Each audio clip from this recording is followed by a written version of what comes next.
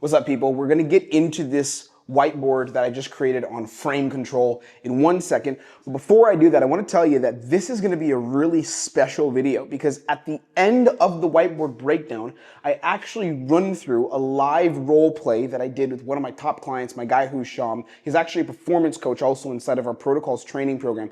And I run through a live role play with him. So I drop that right at the end of this whiteboard video. At the end of the whiteboard on frame control, which I'm going to get into a couple seconds right now, there's also a special little secret role play. You're not going to be able to see it unless you stay to the end, or you can skip to it, however you want to do it. But at the end of this video, after I go through the whiteboard, I go through a role play with him where I run an example of some of these ideas live, and it's really cool. It's massively helpful. It should make you a whole bunch of money if you can apply it, if you can copy paste it into your game. Otherwise, I'll leave you there. Let's go ahead and pop right into this. Let's jump in. Let's learn some frame control. This is Tim, and today I'm going to teach you one of my favorite principles in high-ticket sales. This principle of frame control has made me hundreds of thousands of dollars in commissions and in high-ticket sales, and it's made my sales reps that I've personally trained, hundreds of thousands of dollars in commissions and multiple millions of dollars in cash collected across different offers. We're going to go into it. Frame control. This is going to make you a lot of money. This is some, as I like to call it, diabolical shit, so use it for good, okay? What is frame control? And before we start writing and mess the whole board up, which I'll do in a second, we need to understand what frame control is and what exactly I'm teaching you. So as I defined it, the way that I define framing, and I'll bring up my notes here, framing is the decision-making system that you decide to use on a call. It's the decision-making system that either the prospect uses or it's the decision-making system that you use. Now, what I want, and this is what frame control is, I want my decision-making system to beat the prospect's decision-making system. So on a call, let's pretend that you're selling fitness, okay? You're working on a fitness offers 10K for some fitness mastermind program where you help people take charge of their body, reclaim their health, reclaim their mindset, lose a bunch of weight, right? What happens is you're going to get prospects that have a great deal of fear on the call. So you're going to get people that have, there's a bunch of things we get, right? We get fear, right? We get things like, let's say, self-doubt, right? We get things like maybe they were burned before, burned in the past, right? What else do we get? We get things like uncertainty. Just, I don't know, uncertain, how do I spell that? Uncertainty, I don't know what the future holds, right? We get another one could be delaying, right? Delay. Like put this off till later, right? I don't want to do this now, I want to do it another day. All of these things are systems. They're all systems that people can operate under on a call. You as a closer though, because there's this side of you, what side do you have? You have things like courage, right? Like take a bet on yourself, or you have things like willingness, right? Are you willing and wanting to make change? You have things like urgency, right? Why are we doing this now versus doing it later? So what I want to do, and this is what frame control actually means, is I want the decision-making system that the prospect is operating under on the call live. I want that decision-making system to be here on things that are going to help them move forward on the call, not up here, which are things that are not going to help them move forward and are things that are going to hold them back. So you as a sales rep, and what we're going to learn today is how to get people to act under the framing that is going to get them to buy on a call, which is going to make you money, which is going to make the company money, which is going to help them change their lives, help them lose the weight, help them find the relationship, help them go travel more, help them build the ecomm business, whatever offer that you're selling, okay? So we have frame control, which again is the operating system or the decision-making system that someone is using on a call. Now, to go further into it, frame control, what it really means at its core and what I'm going to train you on and what I'm going to give you here in this video is essentially frame control is influencing the decision-making system that someone is using, right? So the frame itself is the system. The control is your ability to influence and take charge of that decision-making system. And something that's been so powerful for me and that has helped me make a bunch of money is I've learned, and I learned this actually in dating, but I didn't really apply it because I think in dating it's a little bit unhealthy if you apply these things in relationships. I think it's not so great. But in sales, specifically when it comes to helping someone make change and, helping them invest in a product or a service that's going to be good for them, frame control has helped me to make a ridiculous amount of money compared to where I was back in 2023 when I was completely broke, when I was in a really, really bad position. But it was understanding frame control. Now, before we get all fun and before we get into like the fun shit, you have to understand that there are two pieces of frame control. And I want to make sure I get this correct because I built out all this here and then I'm writing it out here. So I'm kind of, how do I make sure that I stay on point? So there's two aspects to frame control, right? The first one is, before we go into like what to actually do and the actions, the first one you have to understand is that there is you, there's the aspect of you, and then there is the aspect of them, okay? So in order for your frames to work, we need to get you and we need to get them aligned, okay? And understanding frame control can be difficult for a lot of people. A lot of sales reps struggle with it because a lot of sales reps are limited by scripting. A lot of sales reps are limited by very, very poor training, or the scripting that you learned wasn't given to you in any psychological framework. You just learned it in some like basic, very, very entry-level program that was not advanced and didn't teach you advanced psychology and human behavior. So thus, you do not understand how to do this. So if you're a sales rep trying to get to 15, 20K per month, this is gonna be very helpful for you. If you're someone who is barely making any money and you do not know how to sell, this will not help you because it's just too advanced. I should have probably said that at the beginning of the video. Maybe I'll say that in the intro because I haven't filmed that yet, but let's keep going. So frame control, going back to this, you versus them.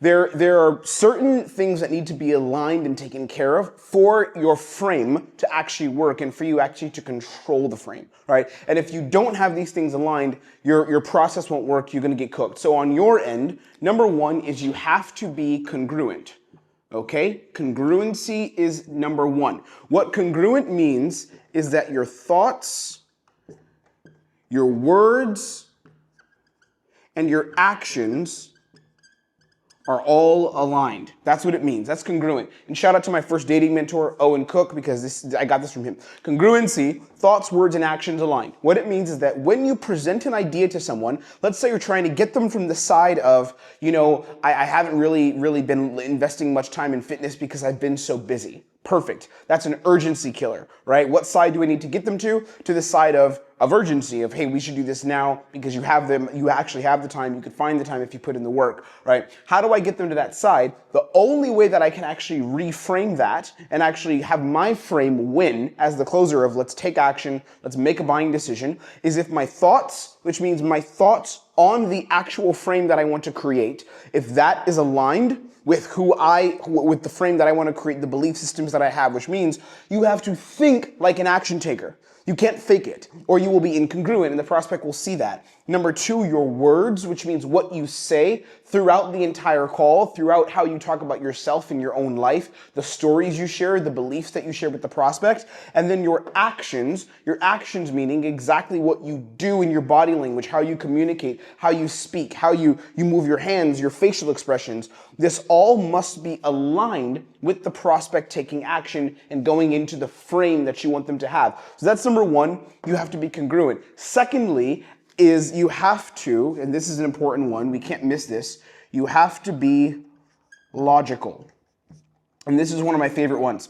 So we teach something inside of protocols, and it's something that our people do so well at, and this is what separates our training from a lot of the training out there, is we teach something called lines of logic, which means that the way people make buying decisions is it's backed by logic. The foundation of the logic for why we're doing this has to be very, very solid. The logical reason to make change has to be extremely fundamentally solid for a prospect to buy without giving you any objections, right? And if the logic is extremely solid, and if the logic makes sense, then we can drive it forward with emotion. So the logic of the frame that you want to set, okay, stick with me. I know we're moving fast here, but this is how I train. So the logic of the frame that you want to set, that has to be completely aligned and has to be completely perfect for the frame to actually work. So as an example, again, someone's saying, let's say in discovery, I'm like, I'll give an example of fitness. Let's say I ask, in terms of your fitness journey, then what do you feel has really been the thing holding you back and just keeping you from taking off the 35 pounds? What's the bottleneck for you? And they say, yeah, well, life has been so busy. I've been struggling, with the kids, with family, with all this stuff. And I haven't really made the time or found the time to be able to go to the gym. Okay, so I have to handle this. I have to set a frame because the frame that they're taking is because of my life circumstances, I'm not going to be able to actually make change and to shave off the weight, which means that when I pitch them, what kind of objection am I going to get? You should know this. If you're a closer who's doing okay for yourself and you're trying to make more money and you're in the game, you should know the answer to this. What's the objection you would get? The objection that you would get is a lack of urgency. You'd be like, I'm going to think about it because my life is really busy, so I'm going to get back to you, and once my schedule clears up over the next 4 weeks, I'll come back in, or 2 weeks, I'll come back in. It's bullshit because their schedule is never going to really clear up, and they're the kind of person who's always going to find a reason to not do something until we set the right frame, take on the right leadership, and get them to move forward and take action to better themselves and better their lives, which is why we get paid as sales reps, because we can do this, right? So the frame that I need them to get from is I don't have enough time. I need them to get onto the other side of I actually do have enough time, or I can find the time and I'm willing to act. Remember the definition of frame control and the definition of frame. It's the decision-making system one is using, and then frame control is influencing the decision-making system. So what I want to do is influence them to act under a new system on the call live with me, where they're verbally investing in it, admitting, which I'll tell you how to do in the next part of this, admitting I am willing to make change, and willing to make change now. But in order for me to do that, the fundamental logic, which is where we go right here, the logic of this has to be extremely solid with no flaws, right? So my logic now, the logic, where I would go would be, I would ask the person, I'm just curious. I know you're busy, and you being a busy father, that's huge, and it has to be difficult. I just have a question. Do you think that there's no fathers that are busy and that are taking on a lot of work and a lot of responsibility who do find time to be healthy and find time to take charge of their lives? Or how do you feel?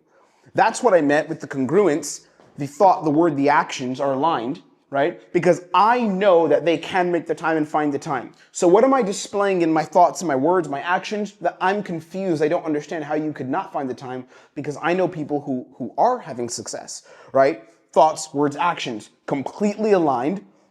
It's a layup right there. So what they're gonna say, no, I mean, you're right. It really hasn't been easy because, my wife and I, we've been going through some things. So I've been having to take more responsibility, more weight at home. She recently moved out. I'm making up something. This is what prospects say. She moved out and she's living with her cousin now. So things have been really tough on me.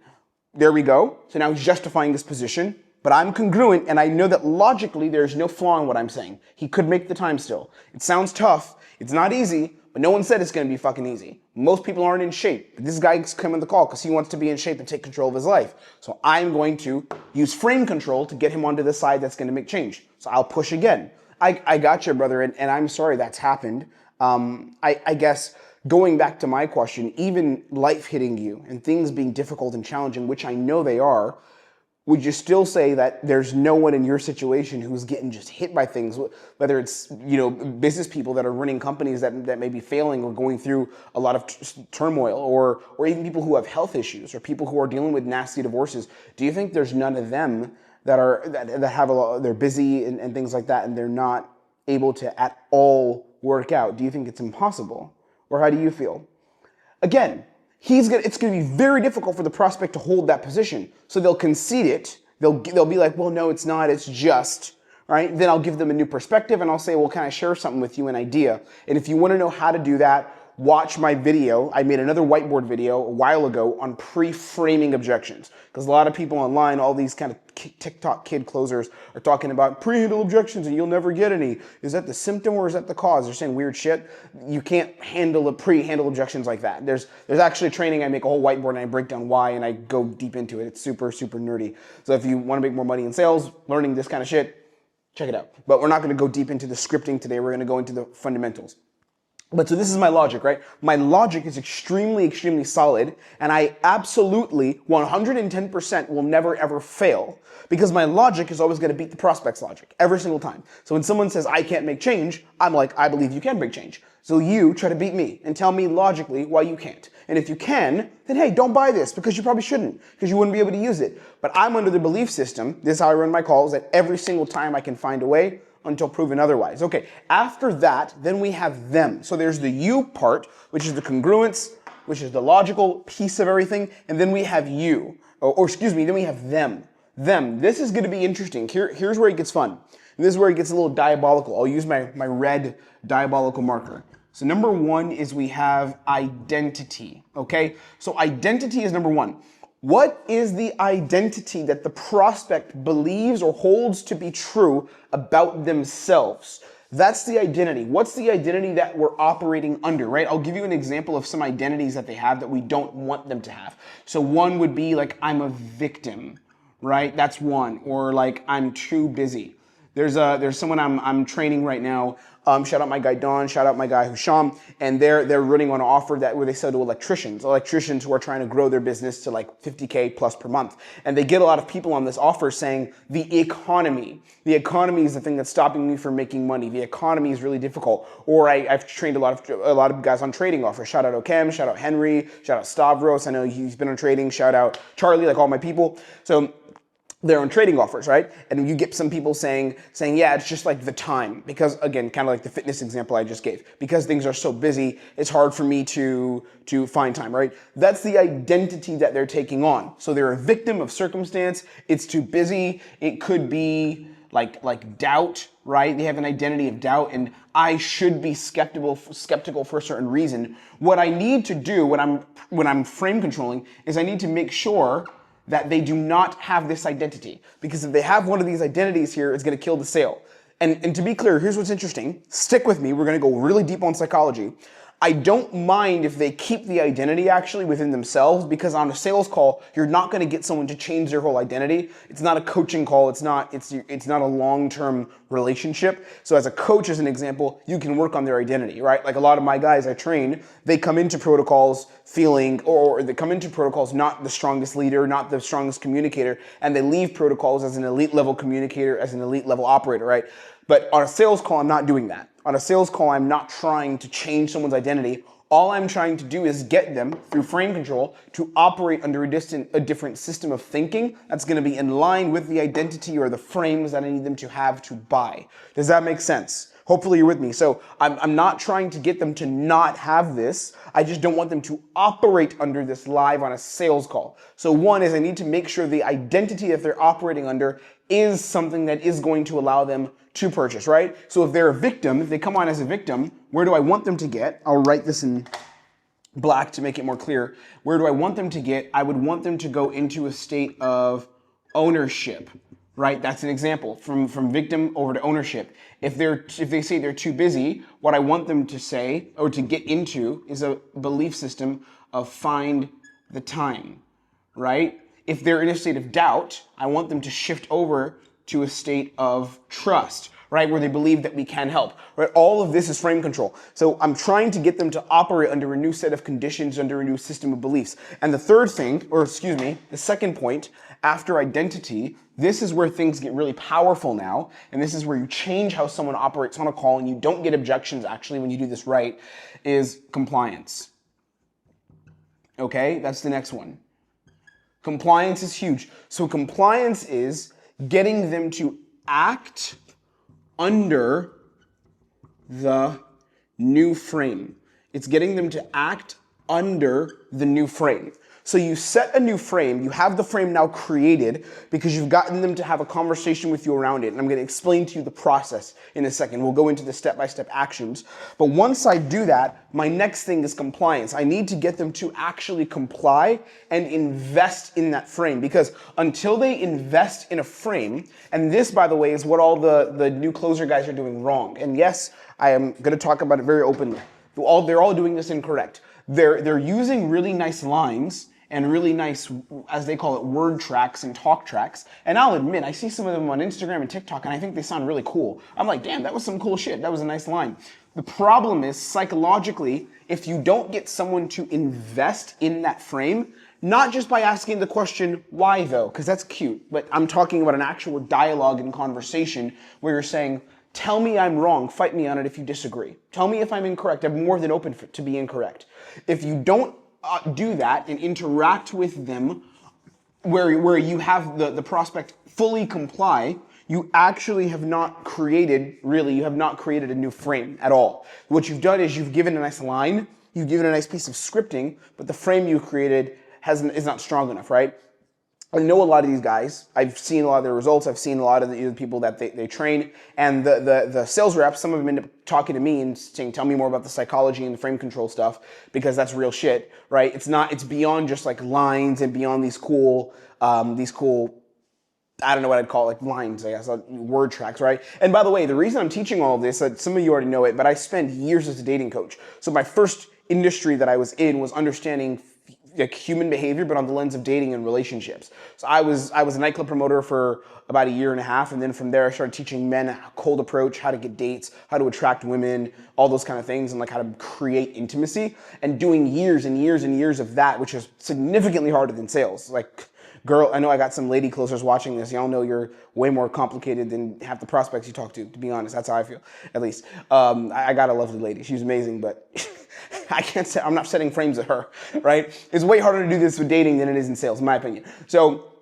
this stuff is just a joke. It's really easy to teach. So a lot of the background and the context is I was running a dating coaching business where I helped hundreds of men attract, beautiful women, go out and do cold approach girls on the street, meet women in different environments. And I was doing that for a long time. So this stuff is just an extension of that, right? But it's way easier to teach in sales. Okay, so let's talk about frame control now in terms of process. There's a simple process that you're going to use to actually get the frame set, and I'll go ahead and write it down here. Number one is you have influence.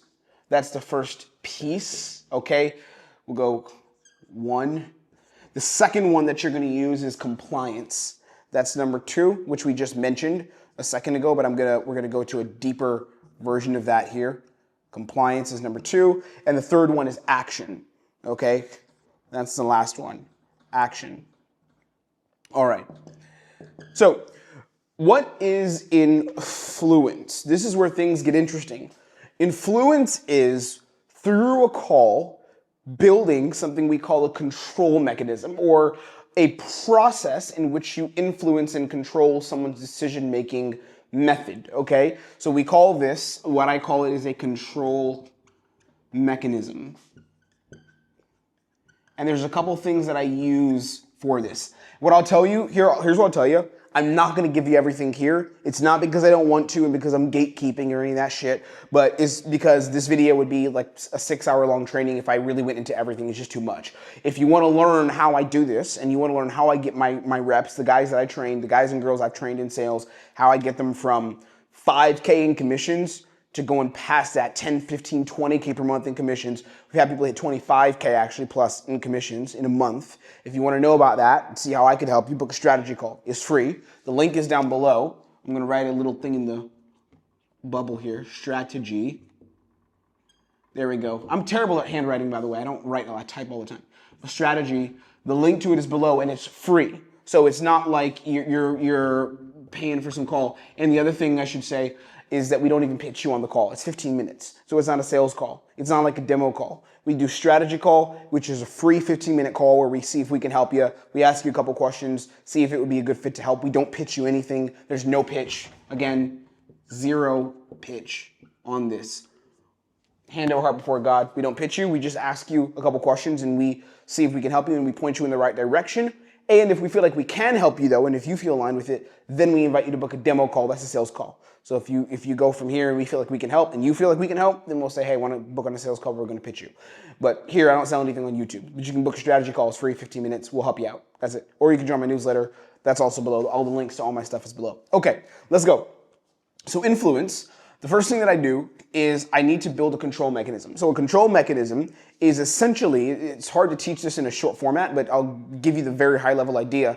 It's essentially creating a new belief system and a new standard or a new template that the prospect on the call can anchor to as the thing that they're going to base their decision on, right? So as an example, the control mechanism, going back to the person who is not fit and wants to lose weight, but they're saying I'm too busy, the control mechanism for that person would be, there are others who have found time, why can't you do it?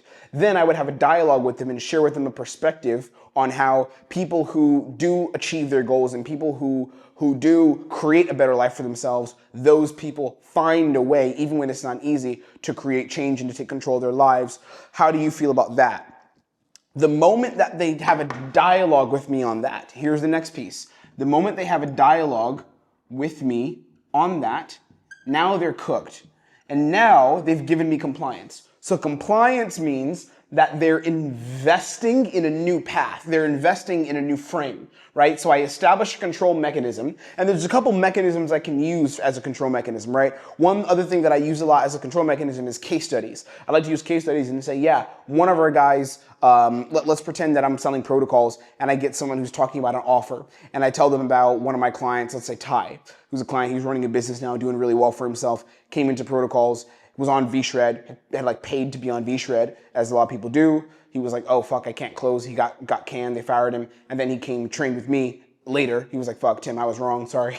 I'm just gonna train with you now. And now he's doing well. He built a business and is growing it, right? Making good money. So that's an example of a control mechanism. If I get someone on a demo call for protocols, not a strategy call because it's free, and we don't pitch you anything, but we go on a demo call, right? And let's say I talk to someone, you or whoever else, and you're talking about how, oh, I think I just need an offer, I can go and pay for VShred. What I would do is I would use Ty in my process as a case study to establish a control mechanism. And if you have a dialogue with me on that mechanism where you're positively engaging it, you're not telling me I'm wrong, but you're agreeing with me, and then you talk about it with me, now I've created compliance, right? So and then the last part, action, which is the next thing, is acting within the new frame, right?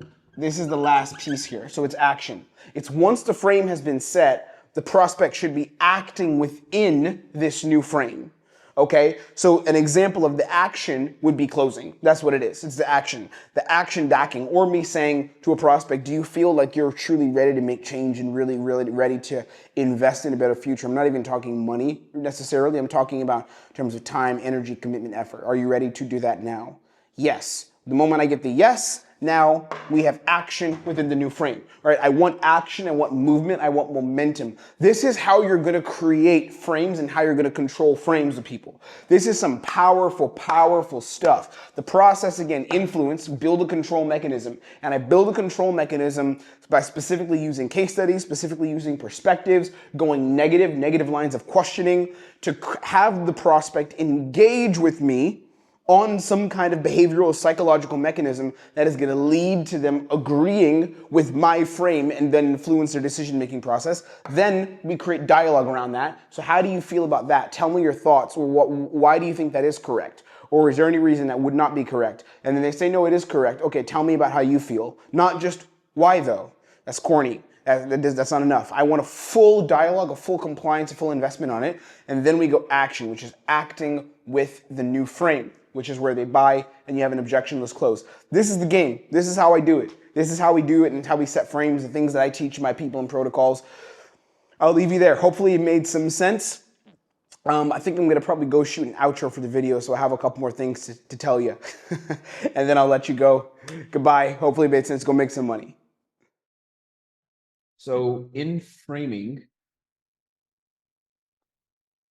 what you're doing is you're essentially trying to establish what we call a logical baseline, which the prospect has to, I'll write a little bit bigger because that's just really small, but which the prospect has to admit and concede is true. Okay, so that's a logical baseline. We'll put a box around it. So you need to get the prospect to a logical baseline.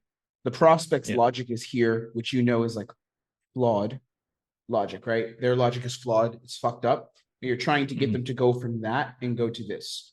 The thing is, and this is what's interesting, on the other end of the flawed logic is you and your own beliefs about the baseline that you're trying to get them to.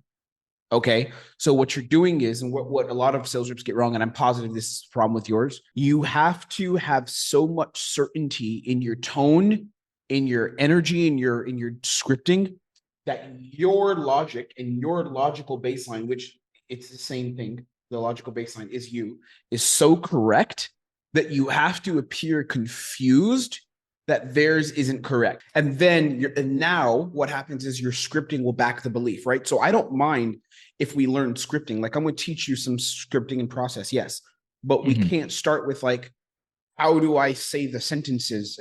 It's not about the sentences as much. It's about the belief backing it, right? Mhm. So if I believe, let's say remote sales, if I genuinely believe that money is tied to skill set, I had to go through this with Frank because he's a master at reframing now.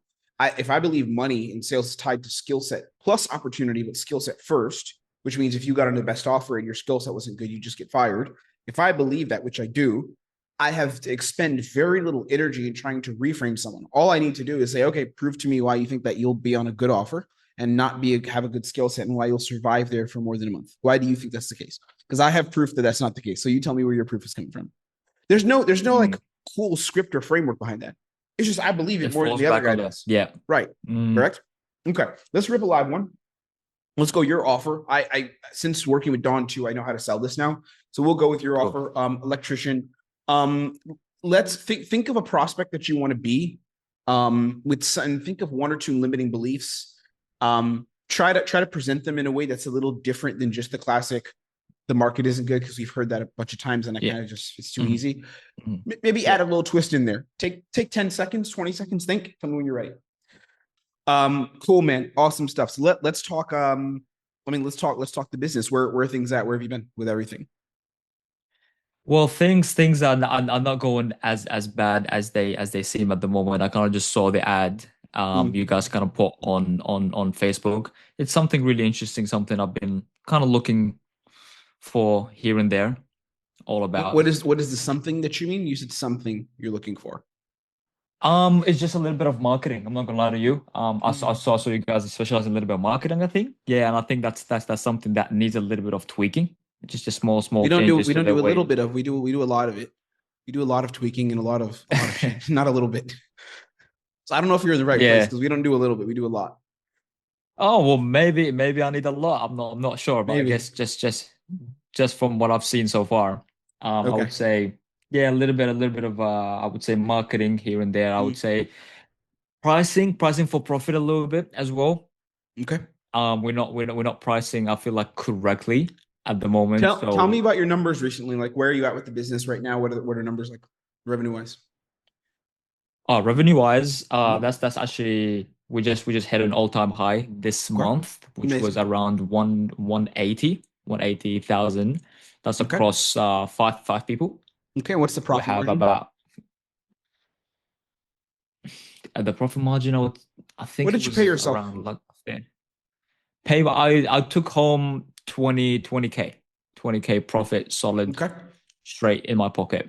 Okay. Is that kind of the high end goal for you? As in you're good to stay at this mark for the next 5 years, or you're trying to grow and scale up? Oh, of course, grow. Like, more money is more is beautiful, right? Good. Is it beautiful, or is it a necessity? Is it like, I'm not meaning you're going to be homeless, because I assume you do okay for yourself, but is it like we want to actually grow, or is it would be nice to grow, like it would be nice to go to Disneyland, or is it like I want to actually grow and growth is on the table?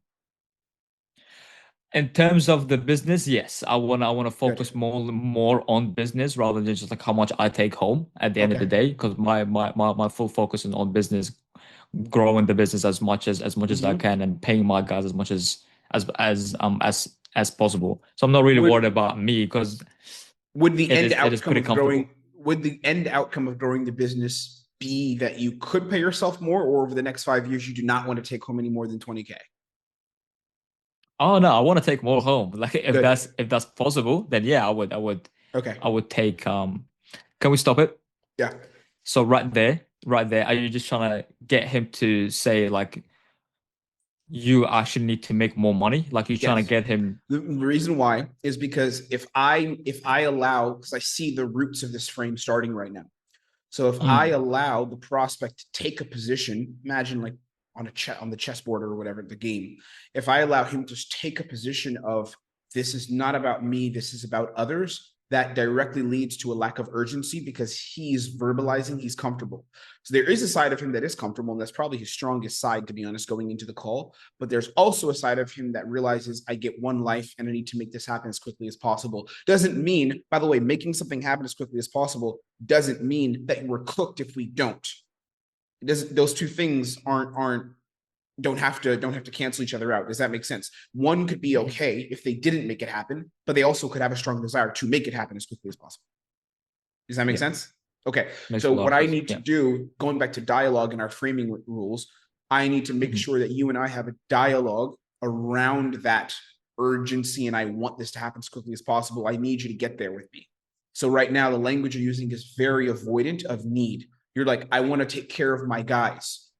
Great. I don't think I'm going to get him to pay 10K on this call for his guys. I don't see that. You're also using too much language about we're in a good spot. So I'm combating that in good faith because there's no bad energy on this call, but just in good faith, I'm going to challenge those things immediately as they come up. And I'm not challenging it by saying you're wrong. I'm just asking him, slanting in a certain direction through my scripting. As you know, you can weaponize your scripting. So instead of me saying you don't want to grow, I'm just like, is growth not on the table, or are you super happy just for the next 5 years paying yourself only 20K, or how do you, or like what's the situation? I'm forcing a dialogue with that frame. A direction. Yeah. Because Yeah. remember this principle. I don't know if I went over it with you already. I think I did. I'm pretty sure I did. But two frames can exist at one time simultaneously. Right. And Yeah. they're not always negative. So the angel, the devil, but it's not always the angel, the devil. It could just be like the shitty angel and the better angel. Right. I just want them to go with the angel that's like, hey, let's spend right now. Okay. Makes a lot of sense. Yeah. Let's jump in. Let me ask the question again. What was the question I asked? Because you interrupted it, which is fine. What was the question? I said, I'll just bring it up again. I was in the middle of cutting you off, and I was like, so just to be clear, then the outcome of you making more in the business, though, ultimately that would be you paying yourself more. Is that not on the table for you?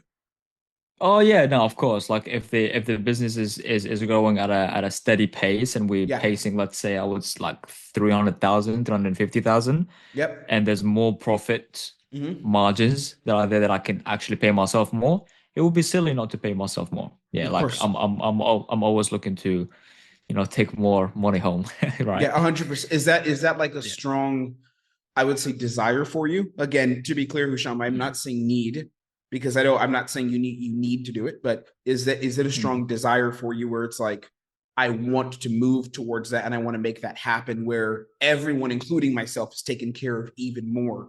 Is that a thing that drives Oh you yeah, now? man. Or Yeah, yeah, okay, yeah. good, Absolutely, absolutely. It just I good. just want to focus on the surroundings first and just kind of Of pay course. myself last. You know Of what I mean? 100, I love the way that I love the way you're thinking of it, because in order for you to take home more and for you to have more abundance, because you're at 20K, but if I'm being honest with you, 20K, I've made that kind of money for a while now, like, just 10K, 20K, 30K consistently. That's actually a very scary place to be because you get comfortable, and if Mhm. sounds bad, but like God forbid tragedy hits, you're not necessarily fully taken care of. So when we think abundance, at least here over at Protocols Consulting, when we think abundance for electricians, for Sparkies, like that kind of abundance is months of where you're taking home solid 50K, brother, and that requires you to be at 300 plus consistently. Man, if I'm taking You know, 50K profits yeah. consistently month over month, yeah, that'll Yeah. be extremely life-changing. Bunch of freedom, bunch of there's a lot of things that I can Pause, start doing Husham. that Let's yeah. pause. Let's pause a second. Stay grounded with the prospect you're playing. You just said that would be life changing, but earlier you said you're comfortable. So I don't think this prospect would say it's life changing. It doesn't make sense Okay. because Yeah. I don't think 50K Yeah, would be I life got you. changing for Yeah. him. Don't give me that one. Yeah, It's too I easy. got you. I Yeah. got you.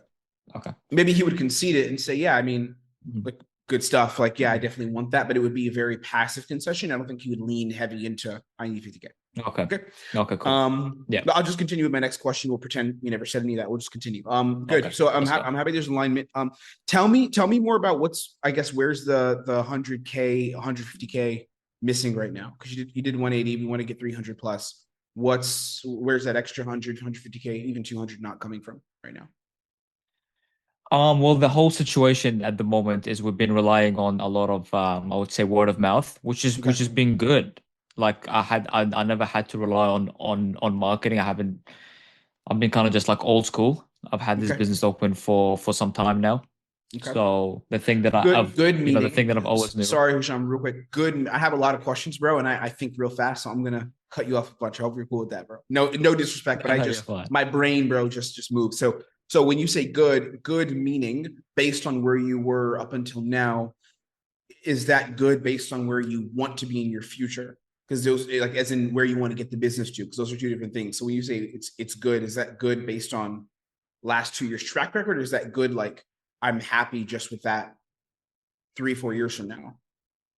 No, of course I'm not happy. Like Okay. I wouldn't be on the call if if I was completely happy with it. I think there's Okay. no growth. What I'm trying to say is it's good relatively to what we've been Yeah, before and of the local course. area that we're in right now compared to Gotcha. all the other spots. 'Cause I don't know anybody in my area that's pulling the numbers that we're pulling in. Sure. Makes Well, sense? it's time to go bigger than just your area, because you could be a big fish in a tiny pond, or you could expand the size of the pond. Mm, I agree. Yeah, yeah. Absolutely. So I agree. back to this word of mouth only. Why just word of mouth? Why haven't you branched out? We didn't have to. We didn't really have to because word of mouth got us to where we are, like where we at right now. Okay. And then I would say because of I guess a few things changed. I would say word of mouth, with a lot of inflation right now, a lot of, costs of Mhm. goods Yep. and the bloody election was a few months ago Yep. and Yep. everything just went up in prices. You know what I 100%. mean? 100%. We're kind of relying on the builders right now. So all prices started going up. So Mm. what we saw this recurring trend of our customers are not paying the prices that we are setting, Okay. right? And generally, I don't feel like I'm charging too much. I feel Mm-hmm. like it's pretty reasonable, but sometimes we Mm-hmm. have to kind of lower the prices just so we can meet the customers where they at. Because Mm-hmm. otherwise, we'll just lose a lot of jobs, we'll lose a lot of profits, and I Okay. can't afford that. Okay. Yep. So going back to expanding and going beyond word of mouth, what's the driver for that? What's the incentive? Like, why do we want to grow? Yeah, because you mentioned word of mouth was good enough until now, and now it isn't. So why isn't it Yeah, anymore? I don't know. I couldn't tell you. Like all the Well, jobs what got I'm asking plummeted. is, are you, because you mentioned you guys just hit a high for last month, Hmm. right? Still Yeah. only word of mouth, but Mm. it Yeah. seems you're looking to add in other systems, processes like marketing Mm. strategies to scale and grow. Mm. Why are you actually looking Mm. to scale? I know you mentioned inflation, mentioned election cycle, and just everything that's been going on in Mm. commercial and residential. I get it, Mm. but Yeah. why the drive to say, hey, let's expand marketing and grow? Mm. We haven't answered that yet. Well, I feel like there's all these kind of online channels that I feel like Okay. we haven't tapped into yet because I just Mm-hmm. genuinely I never just really cared about Yep. all the online because And that's everything what I'm just asking. comes Why from do you word of care mouth. now? Because I'm looking to grow and I feel like word of mouth is just not gonna cut it. Okay. Like Why are I you feel like looking to grow now? like why do we want to grow right now in Yes. particular? Mm-hmm. I want to make more profits. I want to hire more people. I want to Okay. expand, Beautiful. not just local areas anymore. I want to Mm. kind of branch because we live in Sydney at the moment, so I Okay. want to have some guys on the outskirts, a little bit on the Yep. regional areas. Yep. Bigger Yeah, I territory. have a big vision. Yeah, bigger vision for the company. It's just I Mm. feel like word of mouth is yeah, it's good. Mm-hmm. It's decent, and I feel like if I stay on word of mouth over Mm-hmm. time, it will just get us to where we need to go. It's just for me, why not just see if there's a possibility to go marketing online? I'm gonna disagree with you. If you believe that word of mouth is the thing that's gonna get you to where you need to go, and you're happy with that, you're satisfied with that, which ultimately Mhm. word of mouth you don't have control over it. That's one, and the growth is extraordinarily slow. Those are two Mm. facts that we've seen. But back to you, if you're happy with that, and if you feel like it is ultimately going to get you to where you need to go, I wouldn't recommend doing anything different, bro. If you're fine with very, very slow growth and you feel like word of mouth is exactly what you need and you're on the right track, I don't think we need to, like, there's nothing here, Mm. because we're more about kind of faster growth, taking more control over our acquisition process, and Mm. the Mhm. Sparkies that we have help scale to 500K months and beyond. Businesses that are doing Mm. fucking 6 to 8 million, which we've got a couple of those. I don't know if you've seen any of them, but we have a couple of those people. For them, the word of mouth wasn't cutting it in terms of quick and controlled growth. So you kind of got to Yeah. pick a lane here, brother. If you're Mm. if you're feeling good about just word of mouth and you're Mm. satisfied, don't change anything. Mhm. Just keep doing what you're doing. Don't change. No, I don't. No, I'm not. That's the thing. I'm not Mhm. satisfied with word of mouth and that slow growth because I've had this Well, company. I you would say what? you mentioned though it is going to get you to where you need to go. So two things can't be true at once. So word of mouth is either the solution or it's Yeah, like we need to do something different. it will get us to where we need to go, which is going to be very slow growth. And given There we go. given my age and giving a lot of people rely on me, I Yeah. can't afford to kind of slow growth in Yeah. this bloody fucking economy. You know what I mean? Gotcha. There's a lot of things that I need to start growing and start actually Mhm. taking a little bit more like an active approach rather than Okay. just sit back, lay down, and kind of wait for customers to come in. Mm-hmm. Mm-hmm. Makes So sense. that's why I'm kind of looking at the the marketing, the online aspect of everything, right? What was the trigger? What was the kind of moment or whatever time or reason you were Mm, like, it's time for us to grow? Because a lot of business owners in your position, I think, just people that I don't talk to many people like this, but I know of them. I have friends in the space who kind of think like this. They're very complacent, and they're kind of we're mhm, in that mark of 100 to 200 a mhm, month. We feel good. All of our people are mhm, being paid a basic salary. I'm paying mhm, myself 15, mhm, 20. mhm. Why did you decide to look at change, to look at scaling, to look at systems like Mhm. with someone like us? Why did you decide Yeah. to do that now? What was the trigger Mm. behind that? Can I ask a question here? Yes. So you're going puck framework, you're going urgency, you're going why Yes. now? Like Mm-hmm. what's the trigger? Yep. Is that because it's just natural flow? It just makes Mm-hmm. sense for him to go to why Mm-hmm. now? Yes. Isn't And that and I why? feel Isn't it? Wouldn't it not be better just before we go into the why now, just expand on the problem and get him to own more? because I feel like me getting more of a problem from him right now is going to be too much of a what's the word to use? Too much of a cost. Like it's going to cost too much right now, just in terms of the flow of the conversation. If I go problem, because you're being relatively problem avoidant, so I just had to expand a bunch of energy in getting you to say my current state isn't good enough right now, and I don't like my current state. You finally conceded it, and I finally won that frame, which I think you're clear that I did. Now, Yeah, yeah, I yeah, gave you a yeah. crossroads. I was like, either you want to grow or you don't. We can end the call. Kind of, I hinted that, right? And then every Yeah, prospect would do what you did. So that was realistic, right? But yeah. now I feel like me going back into just what's holding you back is kind of like the cheap win. I feel like I'll be able to get more problem state out of you if I just get urgency naturally right now. Because you just said, okay, fine, you do want to grow and I'm not happy. Perfect. Why are you not? What's the trigger? Now, if I get that, then I can assign problems to like your urgency to grow. If that makes sense. I Mhm. just feel it's kind of an intuition plus technique. I think I explained the technical rationale behind it, but then the intuition is I Yeah. just feel like it would be a more natural segue to problem just a second Mhm. later. I'm still going to get it because we haven't gotten Mhm. deep enough on it. But I feel Yeah. right now I have urgency just right now. So I want to close this window right now. Okay. Okay. Amazing. Okay. So I I'll asked answer your trigger. question. I remember. Yeah, you remember? Okay, cool. So trigger, blah, blah, Yeah. blah. Yeah. What was that? What's the reason? Yeah. The reason why right now is just I'm not gonna lie to you. I saw, especially with the election that just happened a few months. Yeah. A lot of I would say a lot of kind of friends that are in the industry that are relying on word of mouth, even though Mm-hmm. they're not as big scale as us and not making as much money as us. They kind of shut down, or like most of them actually shut down because of the high Mm-hmm. prices and Mm-hmm. and everything. And I just don't want to end up in the same position, Yep. right? Yeah. And when did the I don't election want to. happen? I'm working out of the US, so I'm not familiar with Australia's election Mm. cycles. When did you guys have an election? It was 2 months and a half, I believe, Oh, so 2 months and a half, 3 months. That's recent. Yeah, Yeah, it's very that'll be a big extremely hit. recent. Yeah, yeah, yeah, Gotcha. yeah. So a lot of During businesses that, got. please, sorry, please continue. A lot of businesses took a massive hit in terms Mhm. of like profit and everything, right? Mhm. And I just except us, I feel like we had like a good clientele. We've Yeah. been in the industry for a long time, so we had that consistency all the Mhm. time.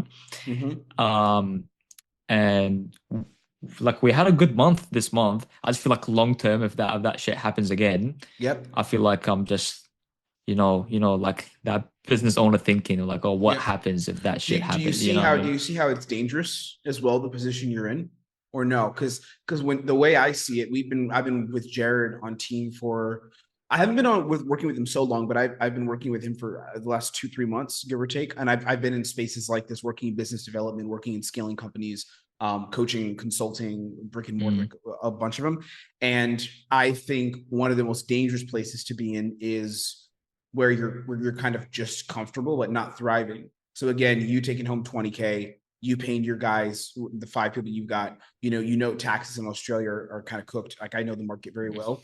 So yeah, it is. so So do you realize, and this is really important because it kind of determines the conversation we have.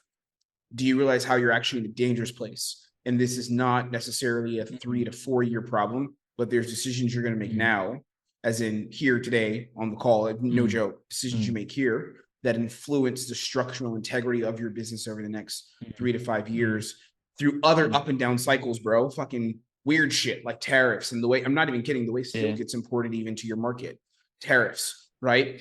When that shit hikes, bro, you're the builders that you're relying on to build residential or build commercial. I'll look at what markets you're in a second, but that's going to affect you. So do you realize that you're actually in a pretty dangerous place, I think, relying on comfort? Or tell me if you disagree, but how do you feel? No, it is a possibility, right? Like, because we're not at that position yet. So that it is possible, and that's the thing that I'm trying to avoid. Correct. Right. I don't want to put my business in that. But again, that didn't happen. So it didn't. I don't think once it happens though, man, because I'm sure a lot of the guys who closed down, if you look at 3-4 years ago when you under a different administration or just a different market cycle, I'm sure they didn't think that was going to happen either. What happened 3 months ago, 2 months ago, right? Yeah, you never know. I don't, yeah, no, yeah, you never know, right? So that's what I mean when I say dangerous position. Does it make sense, or how do you feel about it? No, it makes sense. I agree. It's just like that's like, I would say, what would that be, like a year, 2 years from now is a possibility. Moves fast. But I do agree. Like, how old are you, if I can ask? I am 51. I forgot. You didn't want to say that out loud, did you? Okay. Yes, because the last time I remember I was 45. I'm 30. And you know how fast, you know this more than me because you've got 21 years on me. You know how fast time flies. So 1 to 2 years. Yeah. 1 to 2 years in business is extremely fast. We work in 10-year cycles, my friend. Absolutely. I agree. Are you building for longevity, or are you building for quick spikes of growth that could disappear overnight? Which one? No, of course I'm looking for longevity, sustainability, consistency over time, because I'm trying to leave this for my kids. Like, I have a big family. So okay. Yeah. Talk to me about kind of the marketing outside of referrals and word of mouth. What's been going on there? What have you not been doing? Start with that. Well, that's the question. I haven't been doing any marketing. Okay. We haven't explored it. Like I said earlier, we didn't have to explore it because we were just in a good position. Yep. But now, seeing how the market is going over time, I can just predict. Yeah. Now I'm trying to be like, it sounds good, it sounds nice marketing, getting your own lead. I was like, yeah, why not just explore that option and see where it takes us. In terms of support options or support systems that you'd be looking for from us, what would those things be? Because there are business owners who say, I'm just going to go try this on my own and just go out and whatever, and then they lose a bunch of money, of course, and then they come to us. But so what are you looking for in terms of support of kind of a team that has a bunch of data and are scaling businesses? What would we do for you? Well, I guess how to market, right? Like, how do you actually I'm pretty sure you know how to market at a basic level. There's no way you don't understand what a Facebook ad is, brother. Yeah, I mean, like the best thing I have is just a Facebook groups with family. To be honest with you, Tim, I genuinely don't know anything about marketing. I'm a very old head. I'm not really tech savvy. I don't know anything about that stuff. You know what I mean? So, I couldn't even tell you, man. I couldn't even tell you anything about ads. Okay, gotcha. So why do you feel then that, I guess, marketing outside of referrals would be the fastest path to growth and scaling? Well, I feel like with the online world kind of like expanding, the iPhones and the Samsungs all the time, like technology, everything is kind of transforming from face to face all the way to online. Yeah, I see a potential there for my company. Right. So I see the AI integrations, automations, all of that crazy stuff. Chat GPT. It's actually not crazy. It's very, very simple to use, but it's hard. It's hard to use it in a business. It's crazy to me. It's crazy 100%, to me because I don't know how to do it. Yeah. It's hard to use it as a tool to scale a business. In terms of, then let me ask you this, because in terms of information, because you mentioned you don't know how, you could do a quick starter course on Udemy or go on YouTube and just go down a bunch of Googling. Why clearly you're not immediately looking to do that, I know, because we're on this call. So why not do that? Why look at investing with a company that's like properly scaling businesses? Why not do that? I mean, I didn't even know that's an option. Yeah, Yeah, I you mean, can like Google I things. feel like Don't, man. no. As in like there is other kind of like low grade type of marketing. I feel like for my company, I would need a little bit more than just those small things. You know what I mean? I feel What you like need. just doing I guess just like exactly how to actually launch ads, how to scale the ads, and Yep. because I'm in a situation where I don't want to lose profits. I want to Mm. scale the company without jeopardizing the process that I have right now, Yep. Yep. if that makes sense. And Makes for sense. me, I just don't know ads. I don't know how to do ads. I don't know Mm-hmm. anything about marketing, man. I don't know anything. 100%. Well, I mean, a lot of business owners don't. We get kind of two archetypes: people who do know, or they think they know, and then they do it right. Mm, They do it. Excuse me. They do it wrong, and everything gets broken. They lose a bunch of money. Then they come to us, and then we get mm, people. I think similar to yourself, who kind of have just been focused on delivery, building relationships, and now it's time to actually mm, grow and put solid foundations in place. mm, They don't have the know-how because that's just not the game that they've played. So then we have mm, to come in and play systems for them. mm. Can we stop Where do there? you see yourself? Yeah, go ahead. I feel like that's like a psychology lesson here. You're trying to kind of frame in a way where you're like, oh, you're in this position, so like Yeah, it's actually great. Like we can actually work with you, kind of conditioning him. Is that what correct. you're doing? Correct, because there hasn't been really any clear problem. You're operating mostly based on desire, not pain, right? Your pain is a hypothetical pain. Yeah, So right now, your prospect has a very, very low degree of pain because their pain is based in the future. They're not in any current pain. They're based in like anticipated pain. So what I've done is I've done as best as I could to try, and you're holding frame pretty strongly. So what I've done is I've tried to take your future anticipated pain and bring it down to the present. Does that make sense? And say, like, you're not comfortable, you're in a bad place. You kind of conceded that. You didn't just easily concede it, but I went 2 rounds on it and I finally got a basic yes from you with minimal dialogue on it, but I still got a yes. So I'm happy with it enough now. Now I need to go problem state and figure out what's actually holding you back. Unfortunately, there's nothing holding you back, really, in terms of data, because you haven't tried anything. So instead, what I'm going to have to do is go again, hypothetically, what would be holding you back? So I'm having to go do some jujitsu here verbally and just go back and forth to try to get some version of fear or anticipation of problem, which I'm starting to get through and starting to crack through. Now I'm using a tool where I'm going to have you categorize yourself as one kind of person, and then we'll have a dialogue on that, assuming you play ball, which this prospect is in good faith. So most things I'm trying, you are playing ball on. It's just your frame that you're playing is very strong, which makes it harder for me. But it's all good. We learn from it. yeah.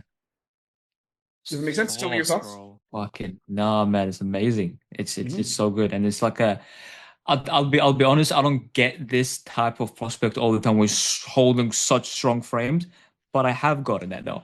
I Mm-hmm. think You one or will. two people or three, and well, I'm like, okay, sick. This is hard. And that's when I get a lot of objections, and that's when I have to go back and forth on objections. Sometimes Yep.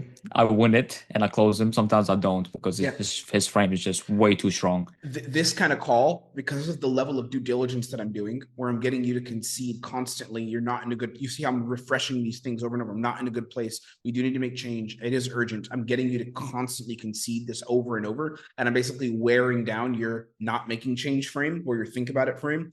It's going to be Yeah. significantly easier for me to close you without an objection here. This should, based on where we're going, should be a piff. We'll see what happens, but it should be. We'll see.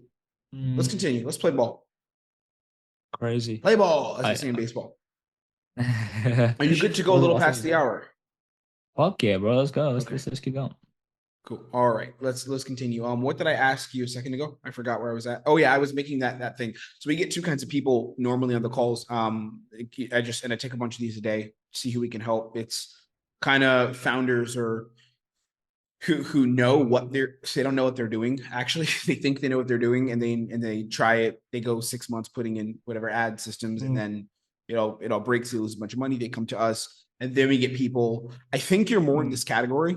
If I had to assign a category to you, I'd say this is you, where it's like I have invested time and energy in other pieces of the business, building relationships, delivery, connections, thus the referrals, why you you're doing okay right now. I'm going to pause, Husham. I'm kind of stuttering because I'm thinking I want to coach you on something, but I'm trying to script at the same time. So these statements I'm making are very, very important. This is what I mean by niching down your words. So I'm accomplishing a lot here in this categorizing. I'm not doing, are you the kind of person who is X or Y? That's very basic. There's no value in that in terms of you picking a path. It doesn't really mean anything. But what I am doing, I'm going further and I'm customizing a picture that's perfectly aligned with you and who you are. And I'm knocking out a bunch of little things while I'm delivering it. So look, the first one I said, we get founders who try it all themselves. Like they think they know what they're doing. You see, even me saying they know what they're doing and then, well, they don't know. They think they know what they're doing. Do you hear the level of certainty and almost like I'm laughing at it? That is a frame. And I'm in a leadership position. So this guy on the call is like, I'm an expert because I'm representing the company. So I know what I'm talking about. So me just laughing, like imagine you're semi-pro athlete, you played football, right? And there's some guy who's talking a lot of shit about how he knows how to play a sport, how he used to play football. And you're like, okay, here, take the ball. And imagine someone outside watching you knows like Husham's really good. What would your reaction be if like some asshole who's like, yeah, I can kick your ass, is like dribbling and he doesn't know what he's doing? You're gonna be like, Yeah. Okay. Sure. No worries, bro. Okay. Bro, you can hang out, bro. I'm just gonna get back to practicing, okay, man? You wouldn't even give it much energy. You wouldn't be like, bro, you're so bad, because that's beneath you to even do that. It doesn't make sense, right? So I'm mirroring the same energy, which is actually creating a high level of certainty in my prospect's mind that I know what I'm talking about, and that those people who try to do it themselves are just not helping themselves. And it's in my sub-community. Remember congruence? I'm being extremely congruent with the idea that most business owners have no idea what they're doing. Yeah. Okay, so there's one. So that's that piece. And most people, a lot of business owners, they'll try it. They think they know what they're doing. It's fine. A lot of people try, and then they just lose so much money, dude. I wouldn't say dude if he's 51. They lose a lot of money, man. And then they end up coming to us and we end up helping. But there's that. So then I dismissed it, kind of like, but never mind, that's not you. But I still said it, right? So it's still in his subconscious, and it's a frame I'm setting on the call. So if he concedes it and just follows that and dialogues with it, now he's agreeing that what I've said is correct. Second thing. And then we have the other kind. And what I'm doing is I'm hesitating while saying it and putting a weight behind it, because I want to make sure that he knows that this is not scripting, but it's actual thought, right? There's the other kind of kind of business owner we work with. People that are usually doing okay. Look at how I say the word okay. I'm going to use the income he's making right now, and I'm going to call it okay. I'm not going to concede ever during the call that he's doing well. Do you see even my facial expression? It's like, imagine you see someone cooks a dish, and like your girl would never do this, but if she cooks a dish and you don't like it, you're just like, yeah, it's all right. You probably wouldn't do that with your, I also wouldn't do it. But actually, I would, maybe. But you know what I mean? If there's something you really don't like, that's the expression, right? So I'm like, you're doing okay, paying yourself whatever 20K, taking care of your guys at a basic level, but no real security. Because now here's where it gets interesting. Because I suspect that this guy is going to have not ego, but he's more certain as a business owner. If he is on pace for like $1 million, which he is, if he's doing over 80 a month, I can't just throw shit at him and be like, you're not good. So I have to cancel that out, kind of. So what I'm going to do is, that's the other piece I did. I don't know if you noticed what I was doing, but I framed it not as you're not good at marketing. I gave him an out, like you're competent, and just said, you've been prioritizing other things that are not helping you grow. So now he gets to save face. So if he concedes the frame, he's not some loser who can't do marketing, because he's not. He's a competent guy. But at the same time, he has a massive gap that we can solve for. So here's how it would sound. You being at, doing all right, and we'll get back into the role play, Husham, so rip with me. Being at like 100, 200 a month, which is, decent. But it's because you focused on prioritizing relationships, right? Prioritizing connections, prioritizing delivery, which I'm sure you guys do well, being in businesses the way you have. It's hard to make that kind of money in our space. You know this, without, delivering well. So that's the other kind of person. You just haven't prioritized marketing in terms of scaling an active, aggressive cold outreach campaigns, or like cold traffic or organic campaigns. That's the other kind. So I guess, where do you see yourself in that? Yeah, more of the second person, because I don't feel like I just woohoo and I know everything, because otherwise, if I know everything, I want to be here. right? Of course. I don't know anything about ads. Second thing, I think you mentioned something interesting. It's not that we're not growing, Tim. Like we are growing. It's just it's a very like a slow pace, and we would love to.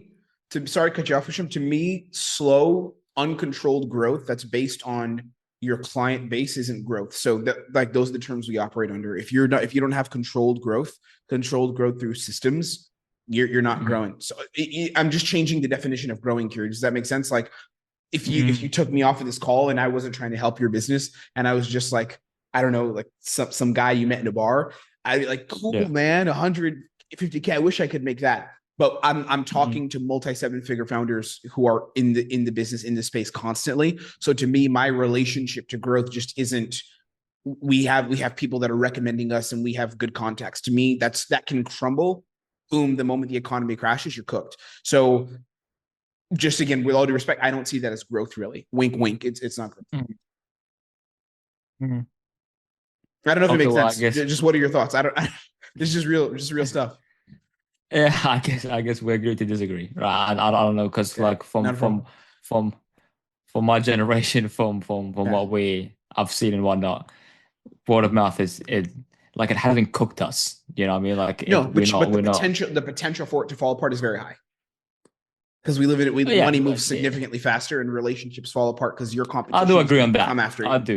I do agree. That's what I mean. The definition of growth is different. It depends on really what parameters we're setting, right? If we're talking about controlled long-term steady growth, then that is not happening within your company. If we're talking about where you've had a couple good months and you're putting food on the table for yourself, for your guys, 100%. But if we're talking where you're stable and you can predict that over the next 3-4 years, you guys are going to dominate, my friend, you're in hot water, like the boiling frog. They turn it up really slowly. I think you're in the your water is maybe like 25 degrees right now, which feels nice, a little nice and cool, but that bad boy can get to 75, 80 real fast. And that's the thing that I'm scared of. Like, and then I feel like because at that point the business kind of will go down and crash. You know what I mean? That's what I mean when I say no growth. Because to me, growth means mitigating the chances of that happening by putting in the correct systems and putting in the right optimized processes and scaling systems, thus marketing and all the fancy shit we do. And I guess that's where it really comes down to. We don't have a stable system when it comes to marketing. You know, like we never explored it. We didn't have to explore it up until this point. So. Do you feel like do you feel like in order for you to grow quickly and to kind of make it happen with speed, do you feel like you're gonna, I know you already kind of mentioned this, but I just want to do my due diligence again. Do you feel like you need to put in stable marketing systems that are done correctly so you can protect yourself, protect your business? Absolutely. Yeah. Like I wouldn't be opposed to a system that can, allow the business to grow and with, profitably pay myself and my family and my guys. Yeah. 100%. Yeah, I wouldn't. Would it be opposed to, or you'd want one? I know I'm annoying, man, but I'm big on language. My mom always told me to be a good listener, and I am. So wouldn't be opposed to, or it's like I want to actually implement that so we can grow. I'm not asking you to buy anything from me. I'm just asking, is it an active, hey, I want to put this in, or is it? I wouldn't be against it. I want to. It's just, is this the best option right now? That's what we got to look at. And that's when I pitch you, if we get there, then I'll break it down and tell me if you feel like you can land. 2 more things I want to go into, man.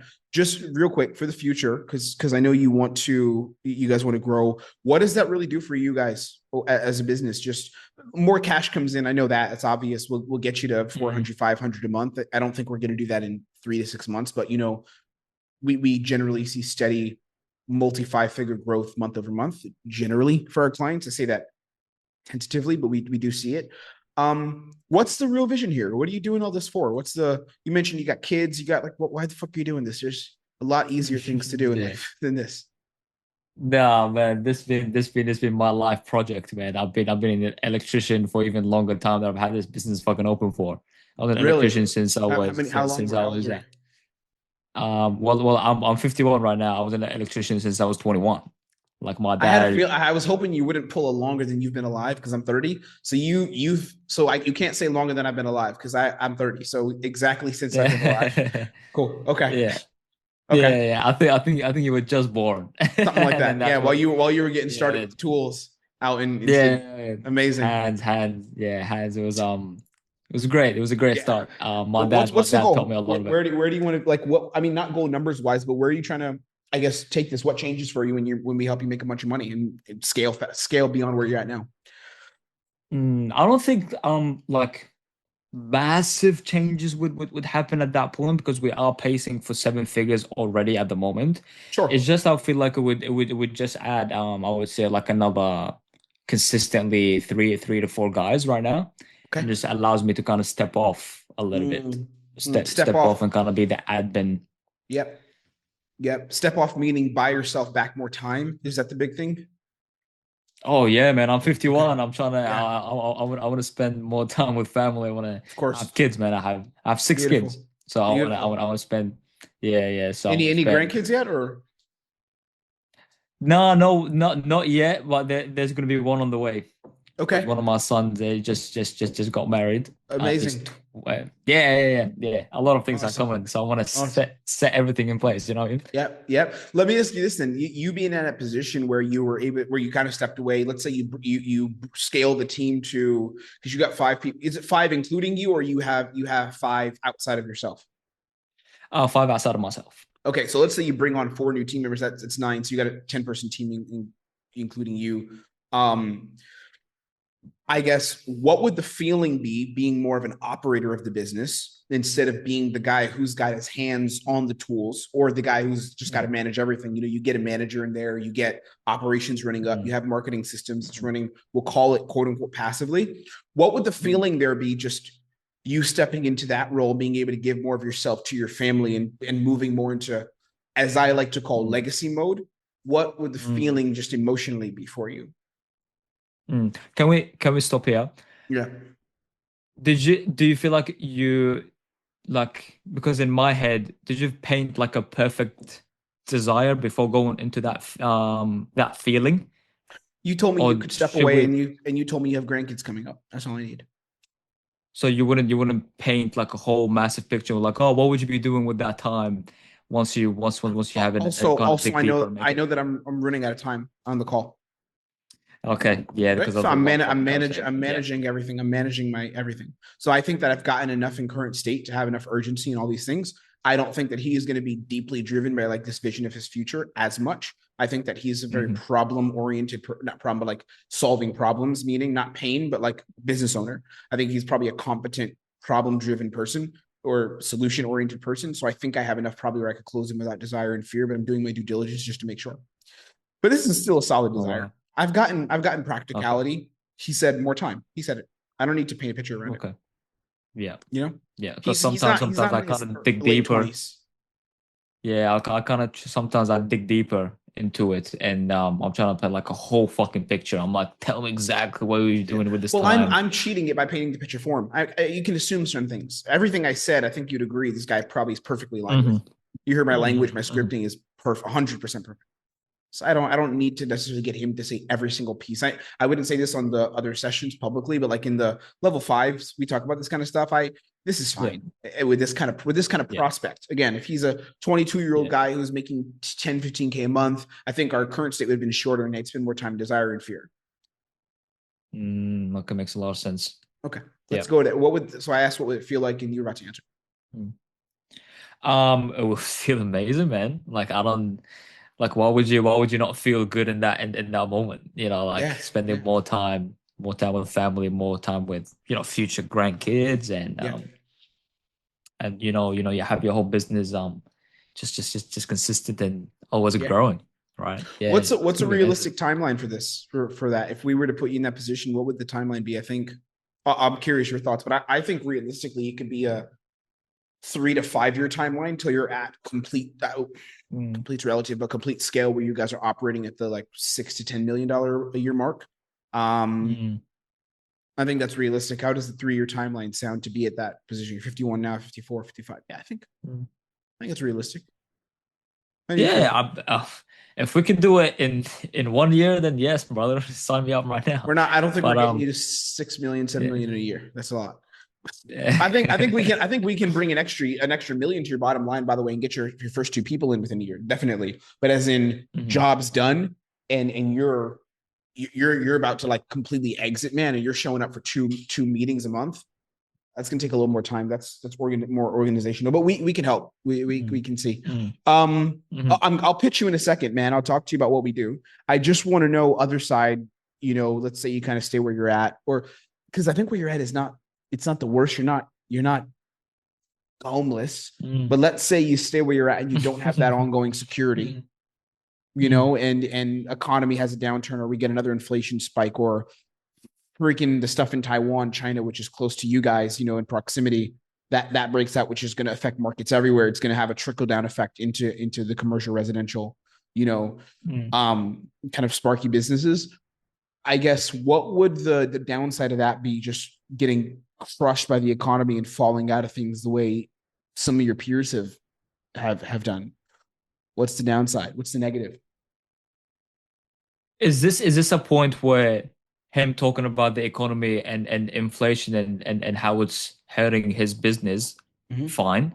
Like you don't need any I never reframed that, because you never avoided the changes you needed to make and say, I can't make them because of the economy. Everything you gave me was correct. You said the economy cooked my peers. I don't want that to happen to me, so I need to put in marketing. Hell yeah, I'm good with that. You're taking responsibility. Yeah. If you said the economy cooked me, thus I don't think marketing can work. Now I'm gonna have to fight you on it. Let's finish fear. Can we practice that? I just want to see how you do it, because I tried to practice it live with one of the guys. I got cooked. I was like, okay. I don't know what you mean. I practice. What do you mean? You're saying, can I rip it? I am. Well, what are you asking? And like later on, like when we go back into that problem, but then I anchor more of like, oh, I can't make any changes because of the economy. So still blaming external factors. You want to run that yourself, or you want me to run it? I want you to run it after we finish this fear. Let's finish here. Go ahead. If maybe. It wouldn't be like it would be detrimental for the business, I would say. 100%. Like we wouldn't be in a great position. Again, I feel like we will still be at that same level of like operating at 180, which is still like not terrible. Can be doing more. I agree. Sorry. So you're saying if you don't put systems into the sorry to cut you off, Husham, but you're saying if you don't put systems into the business, put the right marketing in, and the economy takes another like a battering ram towards businesses that are in your industry, and you have no protection in place, you believe that you won't be affected at all and you'll be okay? No, I do believe we're going to be affected. I just feel like because of like the foundation we built over time and the clientele, like the lower clientele that we have at the moment, it's just we're not going to be out of business. We're just okay. But what will happen though? Because you would suffer because I know that's what you mentioned. You don't want to happen. You are worried about happening. So let's not use out of business. Just make less money. Maybe it won't be. How much less money? I think you could lose a lot of business potentially. People can't pay you because if people can't pay you, my friend, because there's very little deal flow going around and builders aren't getting projects. People aren't paying for Sparky services because there's very little maintenance, there's very little implementation, there's very little I would say like weightier projects that need to be done. That's a fact. Again, you've seen it with people that were peers of yours. They weren't as big as you, but they were still making money. They're peers of yours. You've seen it. I mean, we would lose money. Like I do agree. And it's not a situation. What would the effect of that be? Like, what would happen if you lose money? Let's say hypothetically you had to cut down by 50 to 100K in revenue monthly. I'm gonna have to fire some of the guys. I'm not gonna lie to you. Yeah. They have families. Some of the guys. Yeah. And I guess that's one of the reasons why I want to have this security and this sustainability. Yep. Because I know a lot of our guys, they were with me, man. Like they were since they were like what, 25 years old? Really? 26 years old. Some of them are like were some of these guys 40. With you? Was some of these guys with you during COVID? Were you guys stayed afloat during COVID? Oh yeah. Oh wow. Man, COVID took a massive hit. So it was but you took care of them. Yeah, I had to. Like I took a massive pay cut for myself because I take care of everyone around me except myself sometimes, which is kind of really bad. We're here to change that. We're here to change that, brother. So you can take care of everyone, including you. But going back to that, then what would those conversations be like if you had to have because COVID was bad, but the economy didn't necessarily crash entirely during COVID per se. There were still projects. If you were to go into a position where there were fewer projects, or you had to cut down prices again, and your bottom line was just lower, and you had to have a conversation with one or two of them, letting Genuinely them don't go. want to think about that, man. Like I genuinely don't want to think about stuff like that. And I know it's a possibility. Well, why that not? can Why happen. don't you want to think about it? It's just because it's gonna be a hard conversation, man. Like 100%. I can't have this What conversation. would it with my feel guys. like That's having to do that conversation? terrible. Yeah. Like it's full of like I don't want to let go of any of my guys. Someone, All of them are hard workers. I know a business owner at your age who's had your experience with your quote unquote pedigree, we'll call it, and the legacy you want to leave. Is that okay for you as a business owner to end up in that position, or are you willing to make changes in your business, put systems, put structures, right teams in place to not allow that to happen and to protect yourself? I think any business owner in the right mindset or the right I'm headspace talking would, you, would say, Husham, not anyone else. I'm talking to you, my friend. yeah, of course no, of course. Like Okay. I would need a lot of systems in place. Then yeah, that's why I'm here. I need it to happen. Let's do it. Let's talk about it. We can help. That's what we're here for. I'm going to run through all the details with you here. I'll pull up my screen and share something with you. It's a lot. So if you have, because we help people, like we do a lot of shit. So if you have questions about how it works, just let me know, and we'll piece it apart together, and then I'll break down investment and all that stuff afterwards, and we'll go from there. That, my friend, I think is a really, really good discovery. That's how it sounds. Yeah. Right. Levels. Let's go. Let's push. Levels. All right. Any questions you have, and then we can run through what you said you wanted me to help you with. I hope it made sense for you. I hope that the value is there. I want you to make money. That's why I make these videos. I make them and I put so much into them. Each one I put thought into, real thought into, because I want you to make money. I'm not making these for my health. Again, if there's a way you want myself to help you, me and my team to help get you to 10, 15, 20K plus per month in commissions, whether you're an agency owner or whether you're a remote closer, either one, we're going to put you in the best position to succeed. Let's see if we can help you. Book a strategy call. It's 15 minutes. It's a free call. We're not going to pitch you anything. All we're going to do is see if we can help. And if we can't, we'll point you in the right direction, right? If you have no funds to invest anything in yourself, we're going to give you some free resources that we don't put out publicly. And if we feel like we can help you, if we feel like you're in a position where we can make you more money, then we'll have a conversation about that and we'll invite you for a demo. But either way, there's no risk because we have a strict no pitching policy on our first call. Go book a strategy call. The link is down below inside of the YouTube video, right down below this video. Otherwise, take care, go make some money, apply this stuff. Hopefully the role play, the live training helped you. Let's go. I'll see you on the next one.